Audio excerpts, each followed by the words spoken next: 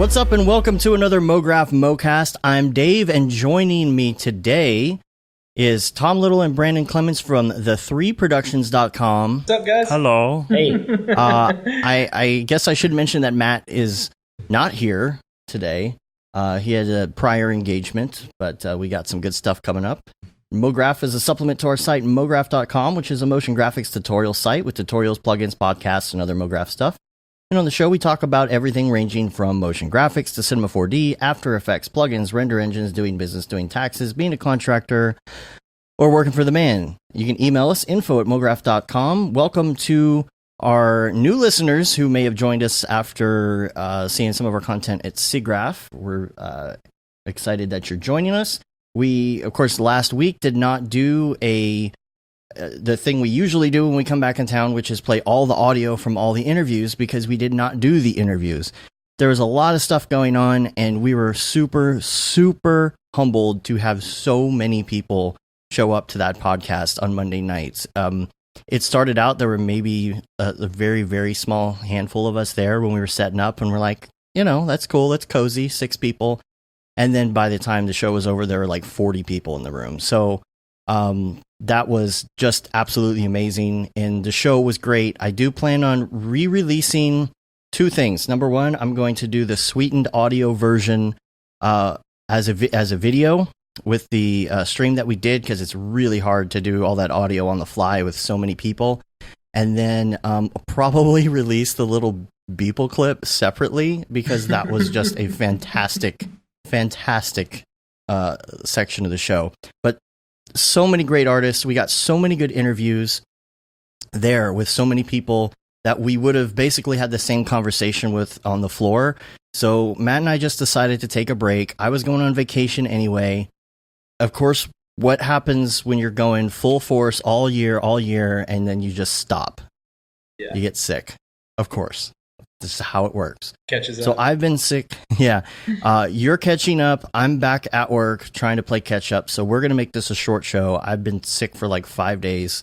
And I've also got a little short that I started working on before I took a little bachelor party trip to Nashville.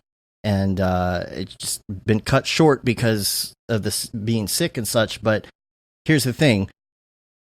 Mike Winkleman, a.k.a. Beeple, gave me a deadline. And he put it in his calendar when I need to be done with my little short I was doing. So I need to go finish that this week. So we're going to have a short show.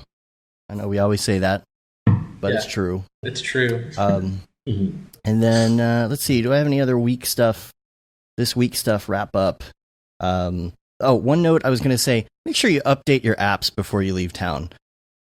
It never fails that I'll take a laptop or something and I'll go out of town to do something, and then I'll get a call from a client or something, and they're like, hey, can you do this little quick edit, fix this one thing or something on a lower third? And I'll be like, oh yeah, sure, no problem. And I open up After Effects to do it real quick, and it's like, this was created in a version of After Effects that's brand new, and you haven't updated your laptop in 2 years, so now you got to do that, and you've got like 56K modem speed in your hotel room, So, piece of advice there. And other thing I'll say is I am just actually now figuring out how Instagram stories work.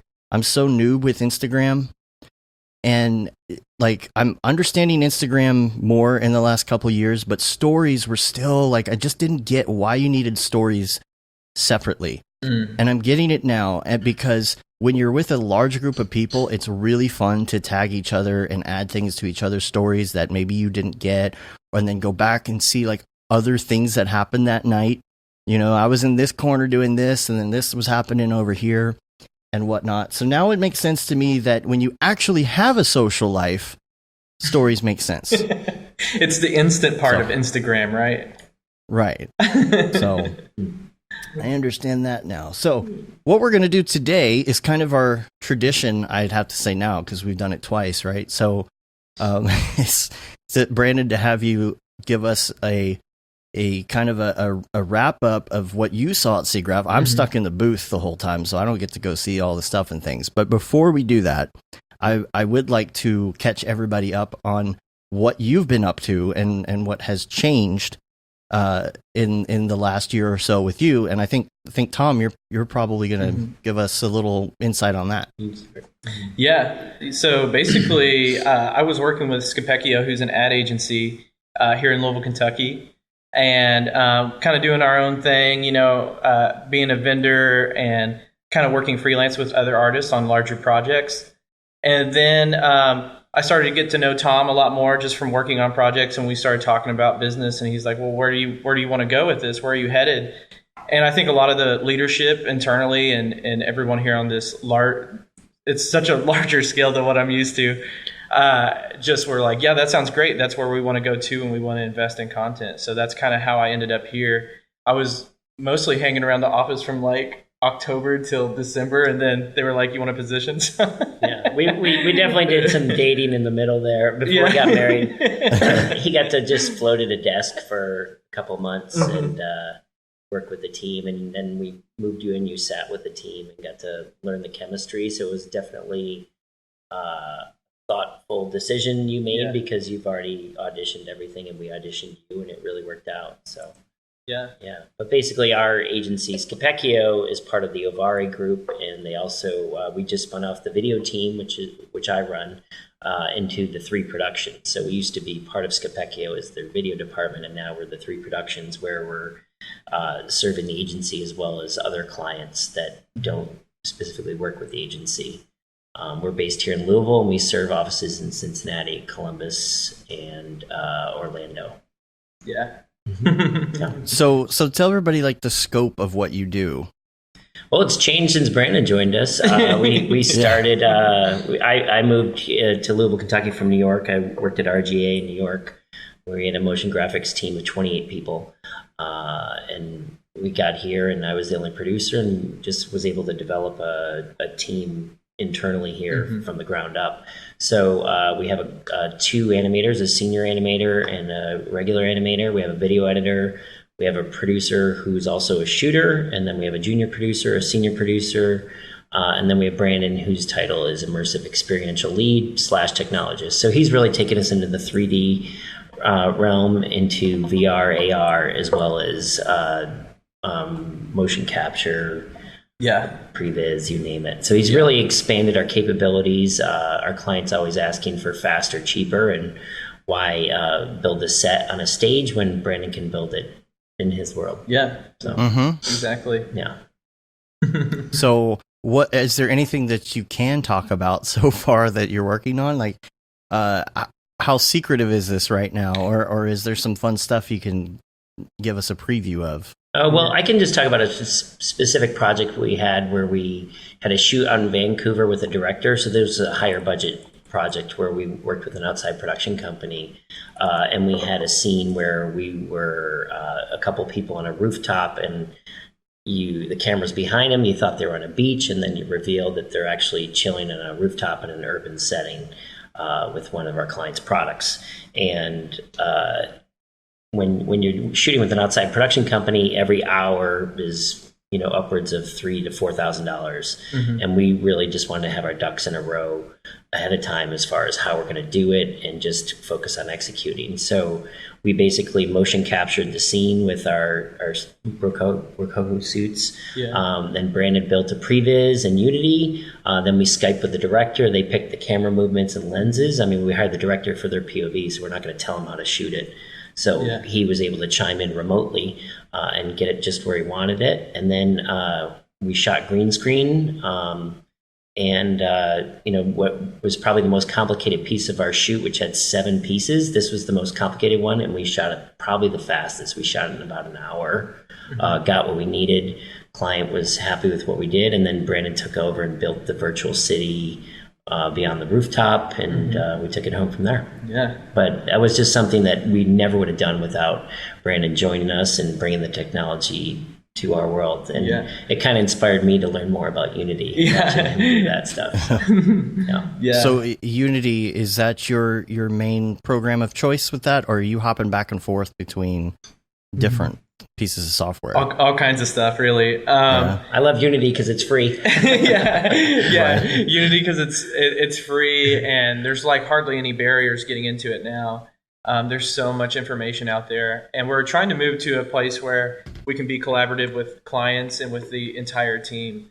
So, that kind of equation doesn't have a render time, when you want to actually collaborate and just visualize things very quickly. So like it was kind of a no-brainer to move into like rasterization and just like start setting up scenes and building blocks and then like exporting those into larger packages like any other DCC that can handle doing ray tracing or path tracing and deliver something that looks really nice. But we're almost there. I mean, I think to where we can do Final Pixel in real time, which is so crazy. That's most of what SIGGRAPH was for me again this year was real-time ray tracing and meeting. We were there for a shorter amount of time. Tom and I both flew in and we divided and conquered, saw everything we wanted to. And then, I sat in on a lot of courses that historically have been really good and just got better with time. This year it was super informative, and we've had basically a full year of dealing with like ray tracing hardware and like what does that mean, for the people in the room who are watching these talks. And so I got to meet a lot of really cool people. RTX is on. RTX is on now. Ben. Yes. Hi, Jason. He's our good buddy. You want to answer that question? Somebody was asking about Unity or Unreal. Now, Unreal is free too. Is there I know there are certain levels where you have to pay. I don't remember what that is or if it's different between Unity and Unreal.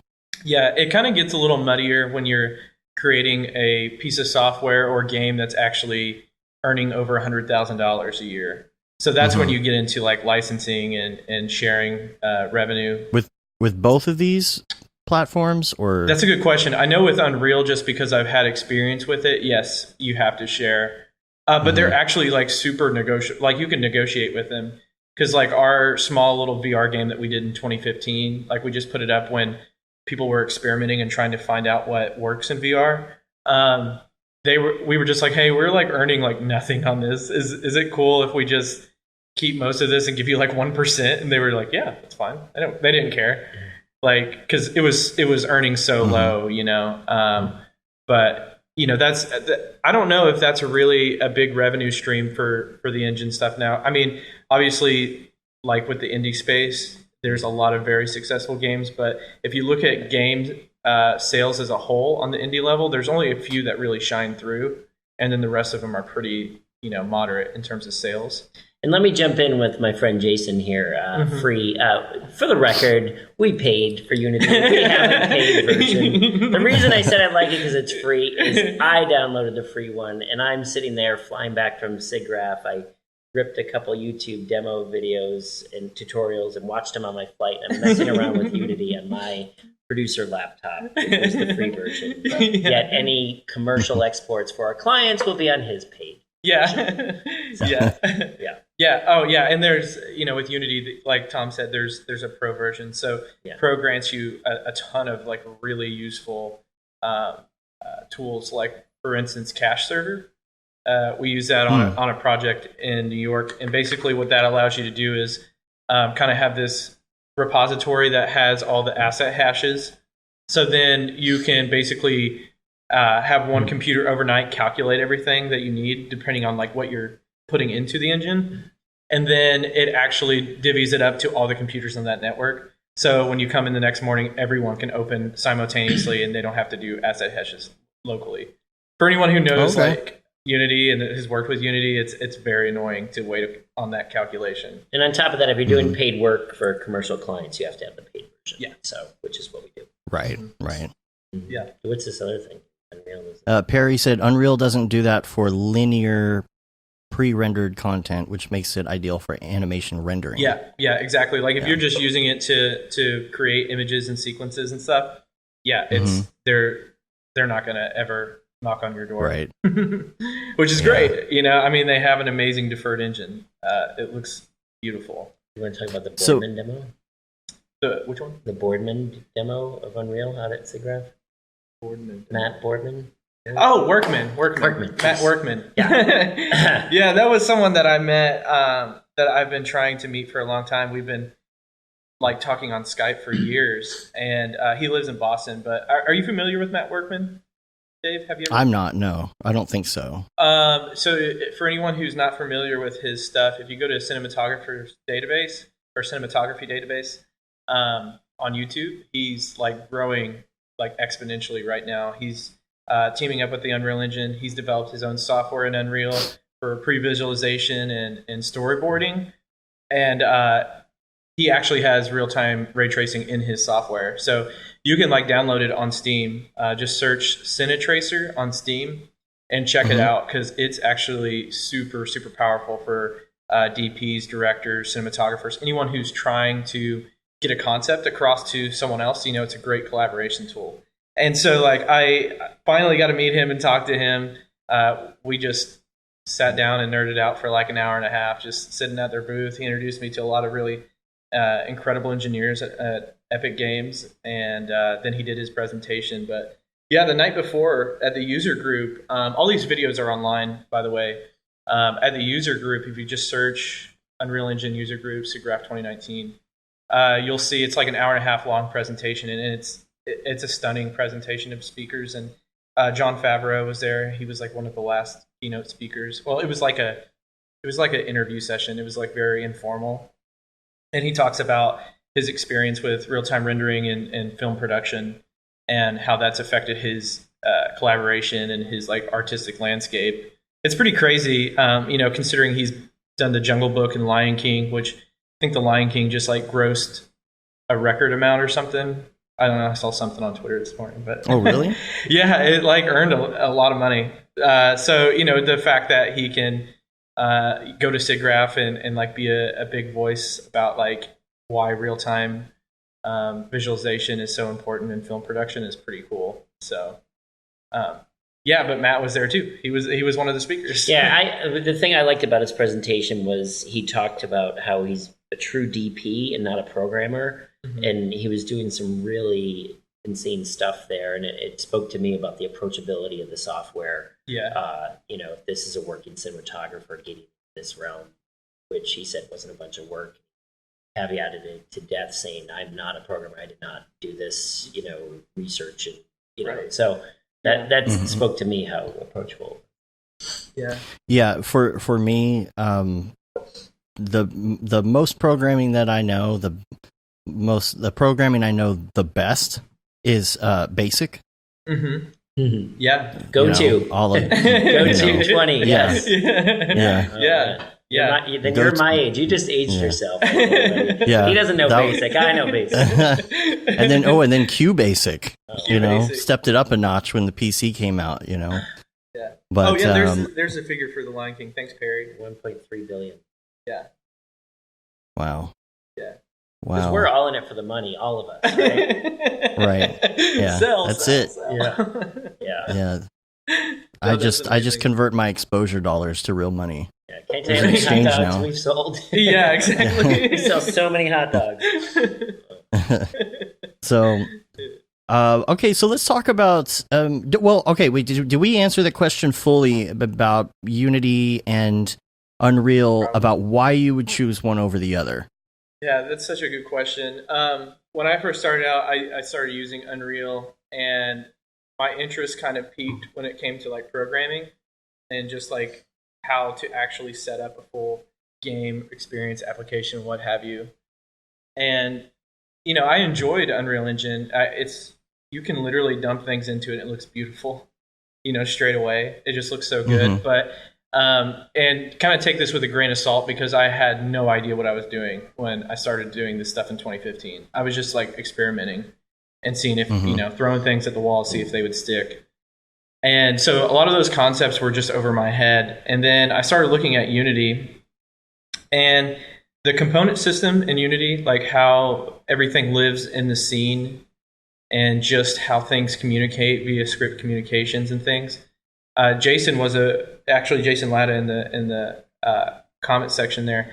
He actually taught me a lot about programming basics and stuff. So kind of building on that, it took me forever to really understand what I was doing. But now it's like for rapid prototyping in Unity, it's so fast. And it's not even like a learning curve, it's a learning wall. At least it was for me.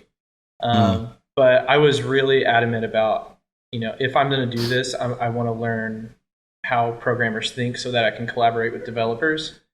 Yeah. And that just kind of was my journey into Unity. So going into Unreal now, I probably would enjoy it a lot more. But Right. they kind of have their own names for things, like, event dispatchers and stuff. Like, they kind of call it like different things. So Who does? Unreal Engine. Unreal does? Yeah, they just have like, and they're not like far deviations from like standard programming norms. But when I was like just literally Googling the verbiage in there, I was like, is this related to this programming thing that I know? And the concepts for me at that point were hard to transfer. But now looking back at it, like I was looking at some of the real-time ray tracing implementation in I think it's 4.2. I don't even know what we're on now. But I just downloaded the latest one, and I'm starting to get back into it just because they have the best implementation of real-time ray tracing, like the DXR API. So it's like actually really, really good. There's tons of videos online of people experimenting with it now, just enabling DXR and doing some stuff in DirectX 12. So that seems to me like if you're going for superior graphics capabilities, definitely go into the Unreal Engine. Like, I mean, I think anyone in the industry would be like, yeah, their graphics division is insane. Like, it's always been insane since 1998 or 97. But, Unity, in terms of modularity and just being able to collaborate with developers who understand .NET frameworks and C#, it's pretty amazing. It's it's less resistant, I guess, for developers to jump into it because they don't have to learn blueprints and some of the verbiage. Yeah, Blueprints. Blueprints is really cool because it feels kind of like Espresso in Cinema 4D to me in a way. And when I saw that, I was like, well, that's pretty cool. And I just kept hopping back and forth between Unity and Unreal. And I'm trying to figure out like which one I want to use. But Unity feels more like Cinema 4D to me. Yeah, I think so. So I feel like that's, if I ever get around, I mean, maybe this winter, like maybe in the holidays, and I have every minute of every day practically booked for the rest of the year. But like maybe if I get a little bit of time, I'd love to hop into that. And language wise, again, programming is my biggest hurdle. And I think you and I were talking at that party that we were at SIGGRAPH about which is like the best language to learn right now, because you've got in so many different areas, you have different languages, the Java, not JavaScript, right? Or do I have that backwards? And then you've got like Python and then C#. I'm like, well, which one should I dabble with, if anything? It sounds like C# is kind of the way to go right now. It's super friendly. Yeah, it's like really good to get into, and it's very fun to use. Python, I would learn C# first, just because like you could take that principle understanding and those concepts in C# and just transfer them into like a scripting language similar to Python. So, but I don't know. There's a lot of developers here that came from like PHP and JavaScript, and that's kind of how they learned all their fundamentals and building blocks. So I don't know. I don't know if there's a wrong or right or wrong. It's just kind of like getting into it and create something. You know what I mean? Like don't try not to follow too many tutorials. Like especially in programming, I would probably look at like documentation and the scripting API inside of Unity, and just try to make just something, and then just keep building on that understanding. But it's a hard path to go down, especially for an artist trying to learn programming, because artists kind of like pull from all these different sources of inspiration, and programming is very kind of linear and analytical, and you can do it modularly, but usually with experience you get to that point. And Jason's asking where to learn that C#. Is it Is it good to Yeah. go to a resource for that, or is it easier to go, say, find a tutorial on how to do very simple things in Unity and learn the C# as you're going? Is that even possible to learn it that way? Yeah, there's Brackeys, which is a huge Unity community source. I think he's in Copenhagen. He's got an amazing YouTube channel, tons of videos, and he approaches it. How do you pronounce that again, or how do you spell that? Brackeys, Brackeys. Brackeys. CKEYS. Yeah. Is that .com? If you just Google it, I think you Okay, I probably got it. land on his YouTube because it's Yeah. so big. He's got like 500,000 or something. Yeah. Yeah. And There you go. his stuff is amazing. He has free assets and stuff that you can jump into and start creating your own types of games. I think the weird thing about game development is that we're so exposed to immersive entertainment that everyone's like, oh, I'm going to go make my first FPS or whatever. And it's actually like way more complicated and such a larger project than what you would think. So definitely just do something super small, like do something really, really small and just build on that. Yeah. Rick was asking, have you looked into the recent beta support for the C4D project imports? Yeah, it's been kind of hard to follow that because they actually Datasmith and what's some of the other technologies that they have right now? They had that Unreal Studio thing happening for a while. They were promoting that really heavily. I don't know if that's fallen off, but like Datasmith is supposed to be like a part of Unreal Studio. And then there's they also bought Twinmotion. Have you seen that? No, I haven't seen that. Oh, that's pretty crazy. It's like an ArcViz tool, and the UI is like so awesome. Like it's like dials. It's easy to use. Yeah, yeah. It's like so easy to use. You're just like drag and dropping things, and like it's like I want rain, and then you just like crank the rain slider up. Oh, that's nice. Yeah, there's for ArcViz. It's amazing. Oh, so it's like, here's some trees. Like, it's almost like having Forester or something. Yeah, it's... here, add some people. The people and, like, the traffic system and stuff, I was like, wow, this is so easy. Like, this is so crazy. So, I think software will definitely get to a point where you're going to see a similar flat UI like this, where it's just like, you just have these softwares like that are DCCs that you create content in, but then you have these other kind of like larger broad stroke, like I'm going to bring everything into this and compile it together and make something immersive or just make video content with it, I think Unreal had that VR interface for a while too, where you could like build worlds with the VR helmet on, which I really like that, and I'm also like digging this idea that, not Unreal, Unity, they both start with a U, and it's so confusing to me. Unity actually has been able to import C4D files for a long time. Yes. But now it's available in both. But the thing is, even with using Unity C4D import, there were some issues, and if you had like some very large files, like it was just so heavy, and I don't remember, it may have been you that told me this, I don't remember, but doing the Cineversity, the FBX export thing where you could like take little components and export them as FBX made it a lot easier. So in my head, I'm like, well, you still need to import FBX, but what I'm digging about this new import is bringing in the Redshift Octane textures and things. If that's the deal, then I'm really liking that, because my setback when I was trying to mess around between the two was, okay, like I can get the geometry in, but now I have to like retexture it. Yes. In it's like 5 days, like just of like getting everything looking how it was in your offline DCC app. There's I know Unreal Engine they're partnering with V-Ray very heavily to like bring everything from like Max and some of those other softwares over completely. And I think that was a part of the whole Unreal Studio allure. They were just like, oh yeah, you can use it, and not have to worry about things getting lost. The Unity C4D implementation actually does convert everything to FBX in the background.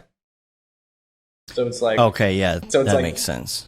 The why- problem why is would you- refreshing assets, because you Mhm. refresh an asset in Cinema 4D and it's got to bring all of it back in every time yeah, you resave. yeah, And like Al Heck told me a lot about the square textures, like 512 by 512 or 1024.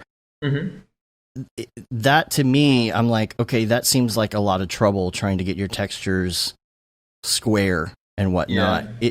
Is any of that getting automated in such a way to where someone like me who has no idea what he's doing can have a little bit easier time getting texturing right? Or I think that's where like Substance is amazing. The whole Substance suite, just using like the Substance source repository in Designer, it's pretty amazing. Like what you can do with tileable textures that way. The one thing that does add a lot of frustration is draw calls. So like having all of these different materials is going to crank up your batches, and then you're going to have to like figure out a way to consolidate things into a larger texture atlas and use like a standard shader on just like most things. Because if you want that detail and you want those objects, don't do them individually, because you'll have a Right. million different materials and a million different objects. So there's a lot to be said about purposefully curating art assets, and like because that using- becomes CPU heavy at that point, right? Not just maybe RAM, but like the draw calls, that's a CPU concern. Is that right? Am I getting that right? it is- I don't know the terminology. yeah, the draw calls is definitely like a load that's being put onto the GPU, but you can become GPU or CPU bound, which basically means one of your process, something in your scene is you're not feeding your GPU, or your CPU isn't getting enough work. So it's like there's a big balancing act. It's kind of hard to talk about if there's not like a specific situation, and they're all different. That's where like where like profiling and optimization comes into play. You got to really dig deep and figure out like what is happening, what assets are causing that to happen. Gotcha. Yeah. So let's talk more about the SIGGRAPH floor. Yes. Everything that I saw, which was not a lot, I'll also say I had a migraine on the first day of all days. The Mhm. first morning, migraine. So pretty much what I saw was the inside of the booth or the toilet, because my migraine was so incredibly bad. So in those Yeah. many times I was going back, I saw a lot of cool stuff in that one little row of people doing motion tracking and doing like live set stuff, handheld cameras interacting with people and live sets. So, I mean, this is like completely up your alley. Yeah. How much of this stuff is like, hey, that's really cool, but that's like really expensive and long term? How much of it is like now? Because you Yeah. see a lot of futuristic stuff and things that are being developed, and sometimes it's like, okay, that's cool, but how long before like I can do that Yeah. easily? I mean, You there's, and Tom, please feel free to jump in, but we saw a ton of commodity hardware being repurposed in some way. So Some good, some bad. some good, some bad. exactly.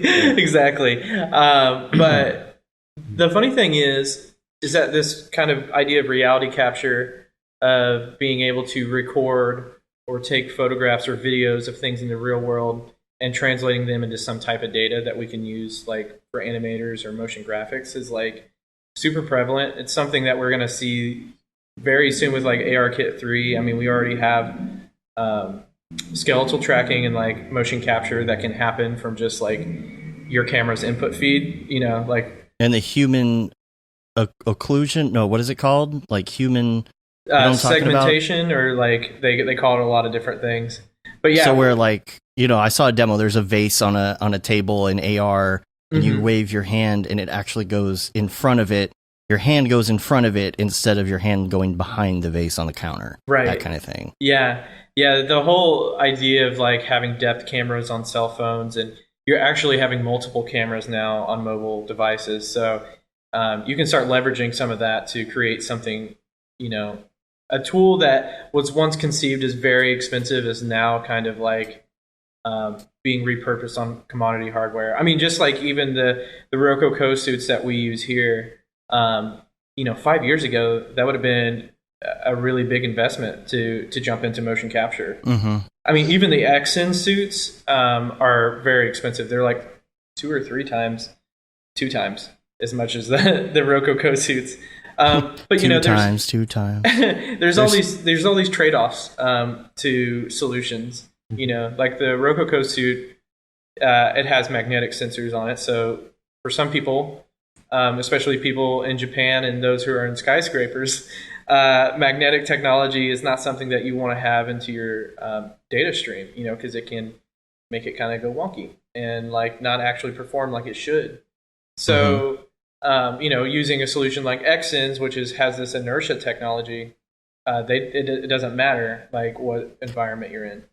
So, wait, inertia technology, are you saying that it's able to kind of predict a path with that, or am I completely off by saying that? I don't know if they really spell out their secret sauce. A lot of the marketing materials just talk about how they don't rely on magnetic technology. So, like, if you're using a magnometer or whatever it's called, you're basically, each sensor on your body is directing to true north. So it's almost like a compass. Okay. So that can actually help solve the rotational data that's happening from the gyroscope and accelerometer. But with the Exyn suit, it looks like it's like tubing or something. Like, I don't know if it's like actual sensors or not. But I didn't really delve into conversations with developers or software engineers just because we just looked at Rococo and we were like, yeah, this looks great. Yeah, and then the cages we saw with the volumetric capture there, those were, we didn't see the higher end one, we saw the lower end one. Yeah. Which you had no legs because you were black. Yeah. What is volumetric capture? So that's, did I share that project that I did in New York with Elliot Mitchell and Ellie Zananiri? Did I show you that project? Which one? The Rag and Bone project that we did for Fashion Week in New York with Tom York. Did I show I think you showed me something in person. I don't think you sent it to me, but yeah. Yeah, it's basically the idea of taking 3D video and photos. So, you have red, green, and blue for each rastered image. But now you're going to add another layer on top of that. So you have RGBD, which is like depth. So what that allows you to do is kind of figure out how far something is in relation to the camera and then actually distort that with like points that are then captured with like texture and color. So that is actually pretty special because then you can actually do performance capture. You could actually, capture products and, all kinds of stuff in the physical world.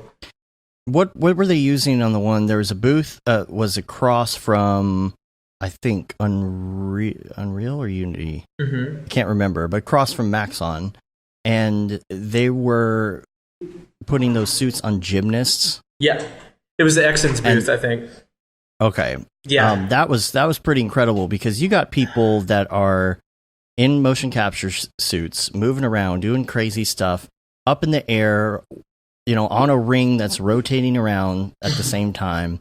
It looked pretty incredible. I didn't really get a chance to go look at it, but it looked like the live capture data was pretty on point. Oh, it's amazing. Their technology that they have is absolutely amazing.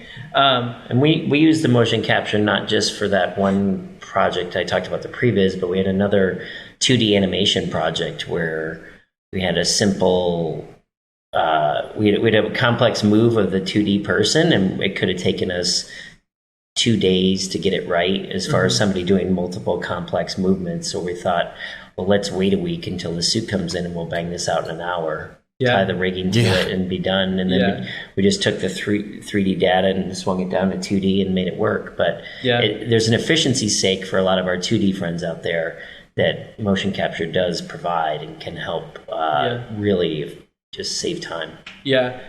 For reference in general, like looking at a 2D video versus like 3D data, it's like pretty amazing, like being able to use that to inform the animation. What would a price point be to even get started with something like that? You know, I know it's going to be there's going to be some money involved, but how much are we talking? I think the Roco 16? Code, yeah, 16. I mean, we bought three or five. Well, we went all out. So Yeah, we bought 3 suits with an extra sized texture. So a texture is basically the prison jumpsuit, and the full suit has the wiring through it. Yeah. So we can capture 3 people at once, but we have the 4 sizes covered, small through extra large. yeah. So one pro tip there is just watch your Wi-Fi. The towers Yeah. Wi-Fi sucks, and the laptop's Wi-Fi cards are good, so you capture on the laptop. Yeah. Make sure you have a good Wi-Fi module. Yeah. Okay. But anyway, Yeah, because it streams over 5G, preferably. So okay. 5 gigahertz. Yeah. but what else do you see on the floor you want to talk about? Yeah. On the floor well, this isn't like a big surprise or any new industry news, but Substance walked by their booth.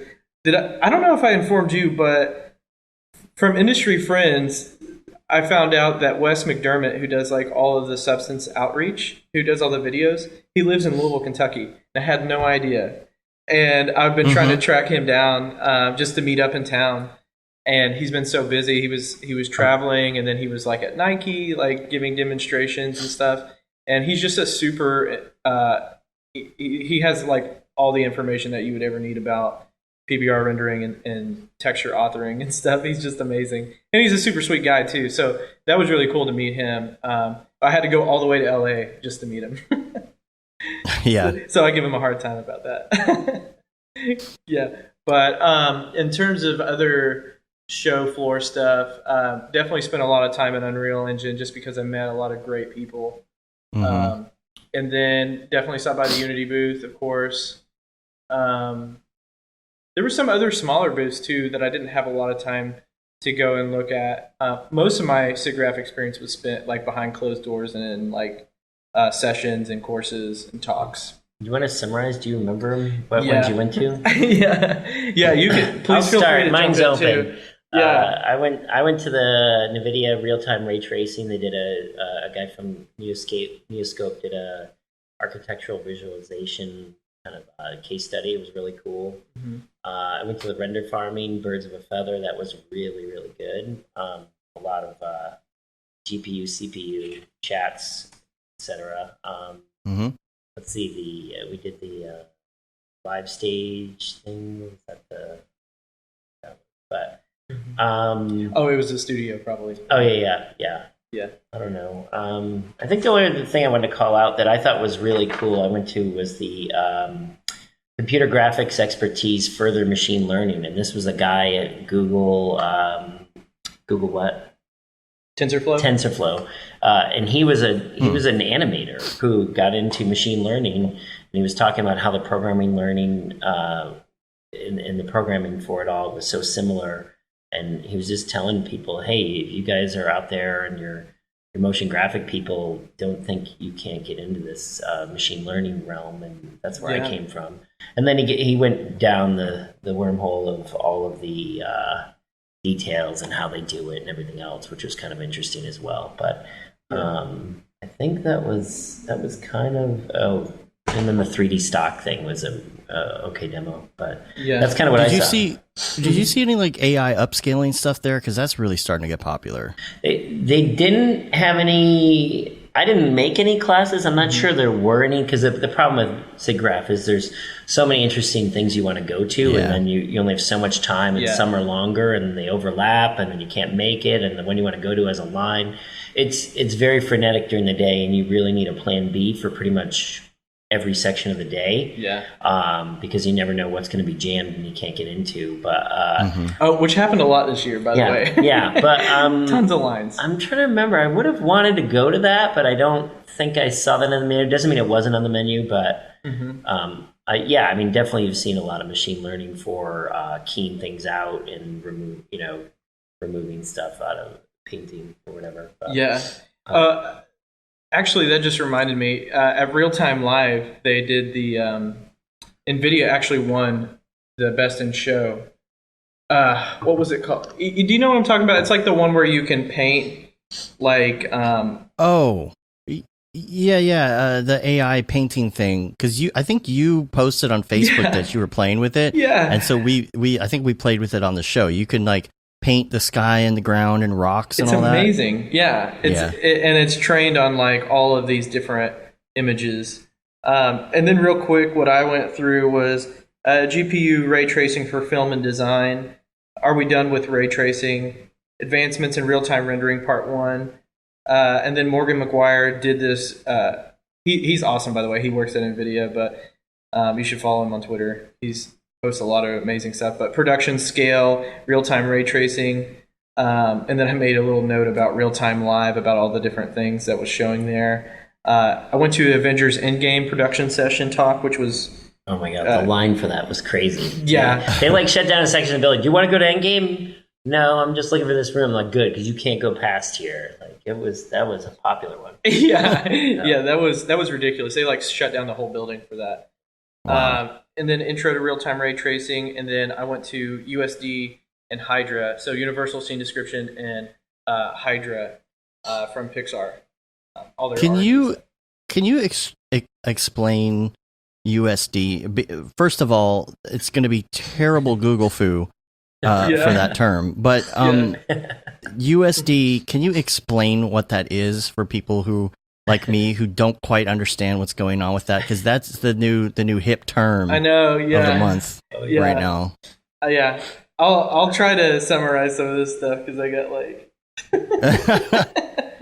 Really. I'll just keep doing this. In like 1 or 2 sentences. In a nutshell, what is USD? It's an archival format. It's developed with Apple. It actually runs on iOS, which is pretty cool. It contains primitives and textures and a lot of other stuff.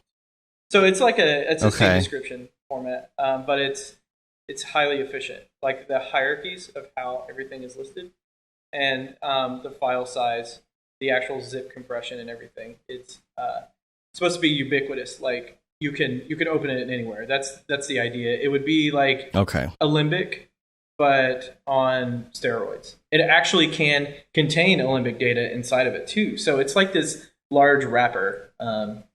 But because it's doing primitives, is it basically? Is it kind of like a vectorized version of geometry in the way that it's formatted? Does that make sense? Like the way vector based stuff is not like a JPEG, right? Mm-hmm. It's numbers based. Am I anywhere in the ballpark of what that means? So like an Alembic contains like full geometry, but if you didn't have to contain that full geometry, see, this is what I'm trying to figure out, this USD thing. Yeah, I have no idea. Well, just some of my like little cliff notes here. It's like fully read into memory when you open it. So on larger stations, obviously it'd be great if you can utilize some of that memory. It reads only the prim and property hierarchy when opened. So it doesn't load in like all this other stuff. It's like highly efficient. Yeah. I still don't quite get it. I'm going to have to go Google this. Yeah. So watch some of the talks from 2016 SIGGRAPH because it's pretty amazing how fast the files open and like how many millions of primitives are in that scene, and it's unreal. I mean, that and Hydra is like the viewport. Mm-hmm. So it's like a graphics API for viewing and distorting and manipulating 3D objects. So in conjunction with those, I mean, like that two stuff is like what allows the artists at Pixar to be able to do all of their craft so quickly and efficiently. Mm-hmm. Yeah.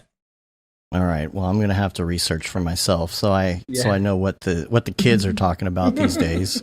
But did you see like the like there's some such random stuff there, like that skin, the 3D printable skin stuff with the creepy looking mask? Did you see that? No. You didn't? No. Okay, I'm gonna have to find a picture. Was that at the studio? It was at it was like behind the Otoy booth.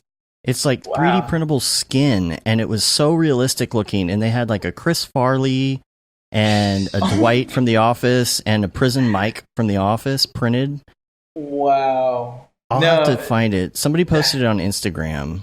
I It mean, might have been Brodor or someone. yeah, you really do need like the full week. If you're someone who's like me has a curious nature, it's like you have to go that whole week because there's so much to see. It just the this year SIGGRAPH tied in with our company's annual meeting that Brandon had to come back for. Yeah. So he cut his trip short, and that also involved our motion capture suits. We had a dance off. So he built everything in Unity, and people judge the contestants on their avatar, and then Nice. then we revealed who the winner was in real time. Who it was. That's awesome. Yeah, I love that. it was really cool. Yeah. It worked out great. That's awesome. Did Yeah. you see anything? There was a VR theater Yeah. and all of that. VR wise, did you see anything that looked really cool? I know that Baobab Studios won again. They're like so award winning. Like they're amazing. But I don't know what short it was that was shown in the theater that won. But I love the VR theater, and it's such a hot ticket thing. Like you have to reserve a place early in the week just to be able to see it because it's they're back to back to back. Actually, one of the guys, Ellie Zananiri, worked on a short called 0 Days VR that was in the VR theater last year, I believe. Mm-hmm. That sounds familiar. Yeah, and that's who the guy was that I worked with on the short in New York with the Fashion Week stuff. So, I mean, like, yeah, it's such an incredible medium, and it's so. I mean, it's true what people say. It is isolating, but the fact that you're truly immersed is just when you have to like experience it. It's just so experiential. Like there's no other way to put it. Sage said they showed The Great Sea at VR Theater this year. Oh, cool. And how is that set up? Because I didn't even get to peek my head in there. Like I never get to do any of this stuff. It's like locked off. Yeah, I mean, if you don't have tickets, you need tickets. You need tickets, and you got to stand in line. And is it seats? Do you go in and like maybe a group of 10 people sit down, or do you walk around? Like, what is a theater per se? Like, you were in a pool, you had to have your bathing suit. They give you a towel. And then, they're like spraying you. It's like 4D. Sensory deprivation. Sensory deprivation. Yeah, you're like floating. Yeah, No, it's like when you walk in, it's like a tent setup. So it's round. So all the workstations are. I think there's like 20 to 25 workstations, and you just sit down and you're pretty much isolated. So when you walk in, it's really creepy. Okay, so you do sit down. Yeah, you do sit down. Oh, yeah. Okay, it's okay. Yeah, Gotcha. for your own safety, exactly. Yeah. Yeah. Well, I mean, I walk around with mine on now. But it still boggles my mind, especially if you're going to a conference like that, how many people haven't experienced like room scale VR. And yeah, I know. I think it would be too great of a learning curve. I mean, probably in the future it's going to be expected, but like even nowadays, like I'll show someone something and I'll be like, "Now take a step forward," and they're like, "Really? I can like take a step forward?" Yeah, you can move. You can move. It's full room scale. You can throw things on the ground, pick it up. Even with the new Rift, with the the fact that you can flip back and forth, like they have the little beta checkbox. If you triple click your home button, you can see your surroundings. Yeah. In stereo. Yeah. It's not perfect, but it's one of those things where you're sitting in the seat with it on and you hear your phone going off. Yeah. And you're like, "Where's my phone?" And you just triple click and then you grab your phone and okay, cool, and you set it down. Like, yeah. That mixed with even the couple menu elements and things that they have, I'm already excited for where AR is going. Yeah. The Oculus Quest, is that the one you're talking about? Or mine is the Rift S. The Rift S. Oh, okay. Yeah. That's a great product, and so is the Oculus Quest. I mean, the Quest is like it's so worth the entry price. Mm-hmm. It's tracking your position in real time. It has cameras on it, so you can walk around your play area that you map out in your house. No cords. It's running Android. Mm-hmm. So some of the experiences are like kind of packaged down to fit that device. But I mean, it's amazing. Even in the Rift S, though, I'm like, are they going to maybe do something that's a little bit mixed reality? Mhm. Because they got those cameras on there. I was actually Googling the other day to see, is there anything even simple, cool that you could like do a little bit of mixed reality with the outside cameras? Just, I mean, it's black and white and it's not that great, but still, like, if I could play a game of chess or something on my coffee table with somebody, I don't know. Like, yeah. I I'm think ready to get this AR thing started. You know what I'm saying? Like, Well, what's I'm going to ready to- start I'm is ready to see it. navigation, which just dropped. So yeah. I think AR is going to take off when your grandparents are using it Yeah. with Google Maps, and they're going to say, "How do I get there?" And they're going to hold up their phone, and then when they start doing it, it's going to integrate in. I think. Yeah. And I'm not saying that the grandparents are first adopters, but that's going to show a lot of other companies that this is very real and very tangible and very Yeah. usable. Yeah. So it's going to start with directions and then go from there. Yeah. Yeah. The whole walking experience is actually really cool if you haven't seen that. Like, you can pull out your phone and get walking directions in AR. It's pretty sweet. Yeah. on what? On Google? Yeah, on Google Yeah. Maps. On Google? See, Yeah. I'm thinking more like the glasses, though. Like, Oh, the right. glasses is when it's really going to hype up, or if there's some, however it's done to where you can just, you don't have to use your phone. Because Right. AR is kind of cool on the phone, but I want to see it. Yeah. Right, in but something. let's not forget the blowback from the Google Glass. That was no, I mean it. That was some really Yeah. ugly privacy concerns, and I think, for all we know, Google's cursed to relaunch in that realm Yeah. based Mhm. on that, and someone else is going to have to do it, or the public's ready for it this time. But I think the public's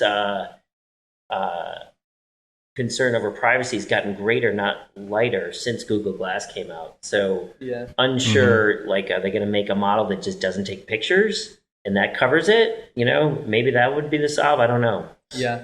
See, I Yeah. don't quite understand that. It's because it's not like you can't do that. I mean, there's glasses that you can buy with a camera in them. Well, You can put a camera anywhere. That's Like, I a mean, broader there's discussion about know. what the media is worried about and what the real Yeah. issue is. And that Right, we could exactly. go all day. We could go all day there. Yeah, we're all gonna die. That's Yeah. the Yeah. But it's like the thing for me is like even Google Glass. It wasn't like full field of vision either. No. No, That's a big thing, is the side. You Yeah. know, you can have it immersive on the front, but if you're not covering the side, you're missing a whole bunch of degrees there. Yeah. Oakley will get involved. I guess I don't know. I I re- know. Jason will answer it in a second. yeah, give him a second. Jason's the guy right now. Our third yeah. guest. Let me introduce Yeah, Jason. Lava. Jason. He's our good buddy. Yeah. He lives here, and we work a lot with Jason. But yeah, I read a tech article forever ago about Apple trying. It was like rumors, speculation of what their AR glasses or whatever it's going to be, but they were talking about streaming it from your phone to Mhm. like designer, like very nice looking glasses. Yeah, Warby Parker, That- right? Wasn't That's going to be the first step because you're going to need processing power, Yeah, and there's no way right now they're going to fit that into a pair of glasses. yeah. You Well, know, that's the funny thing is like the A10 chip or whatever it is in the iPhone X. Like Apple started manufacturing their own microprocessors, and Mhm. I believe there was another article I read about like Intel not supplying them processors anymore in the future for their products because their microprocessors are so good, like they're getting so powerful. And then if you look at Qualcomm, what they're doing right now, Mhm. the speed and flexibility that they offer is like insane, and like mobile devices and like tiny little resistors, and I don't even know how those geniuses make things the way they do. It's so crazy. Yeah. But Hey, Dave, we got about 15 minutes left. I did Yeah. want to call out Yeah. one thing at SIGGRAPH that would surprise me that I'm sure not everyone expected, but I went to a non-technical session. It was marketing and branding strategies for global talent acquisition, which I thought was poorly worded and poorly named because in Yeah, essence... that sounds like a snoozer Yeah, based yeah. on the But it was title, a bunch right? of recruiters talking about how to position yourself as an animator or a designer or a rigger or whatever else, and how you're going to find work and how people will find you. And I thought, the amount of people at this convention that were freelance and working on their own or have their own small company that weren't at this session. That was like 20 people. It was insane. I just thought this was a really, really informative, non-technical session that, I mean, it helped us with the 3 productions. We got me thinking about a lot of that stuff. But I think there's the gamut at SIGGRAPH, which everybody knows, but I just thought this was a really good one about how to market yourself and how to get more work and how to switch companies and everything else that SIGGRAPH provided. Yeah. Cool. Yeah. SIGGRAPH. Anything else? Go for the tech, stay for the people. That's what it's about. Yeah. That's the thing we were talking about in the Monday meeting this morning, is that when you go out there, or any of these conventions, I mean like NAB or any of these things, you could potentially advance your career like a year within a week. You know, Most definitely. that people you meet and everything you learn and whatever that is. Networking is great online, but there are these things that happen there that will push you forward so fast in where you want to go, and it's definitely recommended. It's a great time, and it's not like a trivial thing. It's just like going and talking to people, and like because everyone in the room has the same interest as you, so it's the easiest place to talk to people and find out more about what they're doing and what, you know. And I think it provides something for everybody. I mean, I'm a producer, not an animator, designer, 3D guy, or anything. And I went out there just for kind of infrastructure needs and some technological trends and what stuff could tie to our client work. And there was a lot there for me. So I think if you think, oh, we should only send our animator or 3D guy or Unity guy or whatever else, I don't think that's a valid POV there. Yeah, 100%. Any other things before we take off? I wish we could chat more. It's flown by. Yeah. Well, we could definitely chat more at a later date. We got a lot of open slots on our schedule we're filling right now. Just because I've been behind in reaching out to people, so we'll definitely do another one. Yeah. Miss Matt on the podcast. Do you do polls for what your audience wants to hear, or what? Because if there's a mocap one, we'd love to do that for you. Yeah, live stream, live mocap. Yeah. Oh, that would be fun. Yeah. Well, we could do a stream where you're like an avatar. Yeah. Yeah, exactly, right? We that could. would be fun. We should do that. Yeah. Yeah, and the difference between us doing it and the people selling the suits is we have no dog in the fight. We're not telling you have to get this as the greatest thing. We're just saying here's how we use it. Yeah. Cool. Right. Raid Zero's here. He said he just dropped his Redshift auto shaders. I'm excited about that. I want to try that out. Sweet. He came out with the Octane pack and auto as in not automatic shading, but auto as in automobile. Oh, like your Audi there. Right. Yeah. Right, exactly. They're pretty good. Yeah, we love Redshift. Yeah. So cool. Well, I guess we're gonna get out of here. I do want to mention real quick that there are still a few tickets left for Camp MoGraph if you're interested in going. We are going to be closing near the beginning of September. I don't have the date on me right now. We're going to be closing tickets for that. But that is going to be so much fun, and we're super excited. There's so many great people going. So get on that. We got a Camp MoGraph song that we'll play next week, I think, too. That was written for us, which is super awesome. And I got to go start planning some more things for Camp MoGraph, so I got to get out of here, too. Next week, we actually still have an empty slot next week. Matt and I are trying to figure out if we're going to do just the two of us show, which we haven't done since way back in the day, or if we're actually going to get someone in that slot. But we have some really great people that we've been talking to about getting on the schedule. You can rate us on iTunes, leave a review, and subscribe to us on your podcatcher of choice. That really helps get our ratings up. You can say you've been there, done that, got the t-shirt with the MoGraph logo tee, Paul Babb, Feel the Babb 2020 shirt. All the profits from that go to Doctors Without Borders, and the Render Things shirt, hoodie, and long sleeve tee. And then, of course, the new one that I'm wearing, the That Render Is Fire shirt, all available. I'll put links up on the site soon, but they are all on Amazon if you'd like to search for them on there. And, of course, we're on Facebook, Twitter, Instagram, Periscope, YouTube, MoGraph.com. Make sure that you subscribe to our new channels because the old ones will be going away.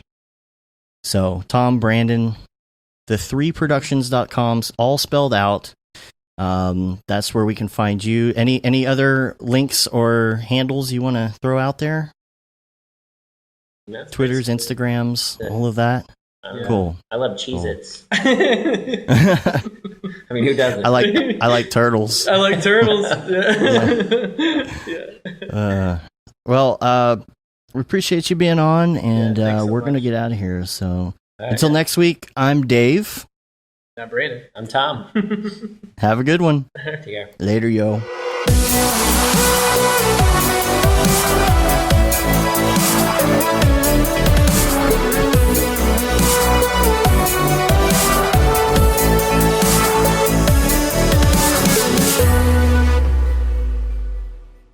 It's pretty good, I guess. MoGraph.com, an online resource for motion graphic artists. Start your week with the MoGraph Podcast. Industry news, interviews with your favorite artists, and terrible humor.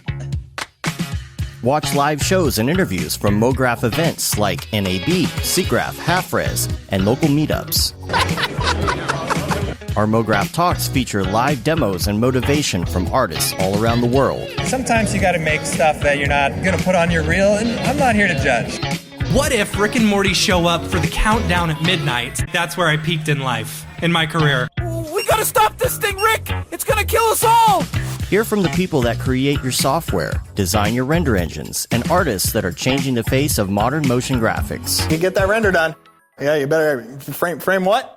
MoGraph tutorials and online classes will teach you about Cinema 4D, After Effects, as well as other popular software and render engines. Throw in the HDR Studio, take the render settings, pick the HDR, put in a reflection, and gorgeous. Branch into new software, learn time-saving tips, techniques, workflows, and lessons that'll keep you up to date in the world of motion design. Oh, brother, those are some of my favorite elves. I love projects that scare me. When our art director comes to us and asks for something that I had never done before, man, it gets me pumped. Join the conversation in our live sessions. Check out our plugins or join the hundreds of daily active users in our Slack channel for technical help, advice, contests, or just to joke around. Real nice banana. Ah, that's so funny! Alright! I'm gonna live forever! Subscribe today and get the latest updates on our YouTube and other social media channels. Take all your dreams and just do it! We don't care how you get here, folks. Just get here. Subscribe to MoGraph.com.